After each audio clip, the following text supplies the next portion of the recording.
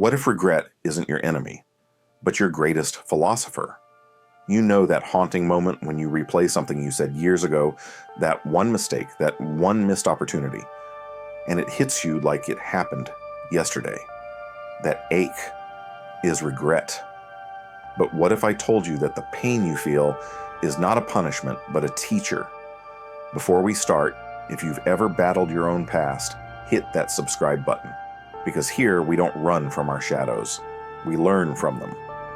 This is the human dilemma. Let's talk about time, regret, and the art of inner peace. 1. Regret, the mind's echo chamber. Regret is a cruel kind of time travel. It doesn't take you backward physically, but emotionally. You relive every decision, every word, every silence. You re-enter moments that no longer exist, as if your mind can change what time has already sealed. But here's the truth. Regret is a sign of awareness. It means you've grown. The version of you that exists now knows something the older version didn't. That gap between who you were and who you've become, that's where regret lives. Philosopher Søren Kierkegaard once wrote, "Life can only be understood backward, but it must be lived forward." Regret is the mind's way of trying to rewrite that paradox. It wants understanding, but it can't move forward. 2. The illusion of time control. We humans have an obsession to control time. We measure it, track it, and chase it. We say things like, "I wish I could go back," but philosophy reminds us, time isn't something you hold, it's something you move through.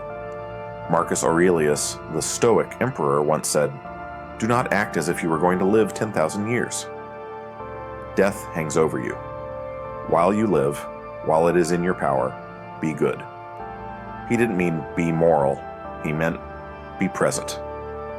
Every moment you spend regretting the past is a moment stolen from your present life. 3. Why the brain loves regret. Here's the twist. Your brain loves regret. It's evolution's way of trying to protect you. By reanalyzing your mistakes, your brain believes it's preventing future harm. But the same mechanism that helps us learn also traps us in loops of what if. The Stoics called this pathos, the emotional storms that distort judgment. They believed wisdom came not from avoiding pain, but from disciplining how we interpret it. So when your mind says, "I should have known better," you reply, "No, I know better now." For Nietzsche and the eternal return. Let's go darker.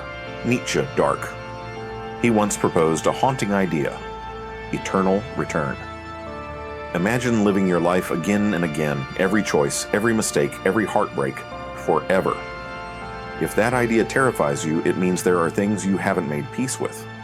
But if you could look at your life, all of it, and still say, "Yes, I would live it again," you've transcended regret. That's Nietzsche's challenge, to live in such a way that even your pain becomes sacred. 5. The weight of guilt versus the wisdom of regret. There's a difference between guilt and regret. Guilt says, "I am bad." Regret says, "I could have done better." Guilt chains you to your past. Regret gives you direction. When Buddha spoke of suffering, he never said to reject it. He said to understand it. The same applies to regret. It's not something to erase, but something to translate. Your regret is trying to tell you something, not about your failure, but about your values. 6. Regret and the false ideal of perfection. We're taught to chase perfection. Flawless timelines, flawless choices, flawless lives. But perfection is the most effective illusion ever invented. Plato called perfection an ideal form, something that exists only in thought, never in reality. So when you regret not being perfect, you're comparing yourself to a myth. You are punishing a human for not being a god. Philosophy teaches us, peace isn't the absence of mistakes, it's the acceptance of them. 7. The beauty of impermanence. In Japanese philosophy, there's a word, wabi-sabi. It means beauty and imperfection. A cracked bowl is not discarded. It's filled with gold, becoming more beautiful than before. This is how you heal regret. You fill the cracks with meaning. You realize your mistakes gave you character and your losses gave you depth. Time doesn't heal wounds, understanding does. 8. Regret as the root of compassion. When you've known regret, you become less likely to judge others. you start seeing their struggles as reflections of your own. Philosophy turns regret into empathy. That's why Confucius said, "By 3 methods we may learn wisdom. First, by reflection, which is noblest. Second, by imitation, which is easiest. And third, by experience, which is the bitterest regret, is the bitter teacher."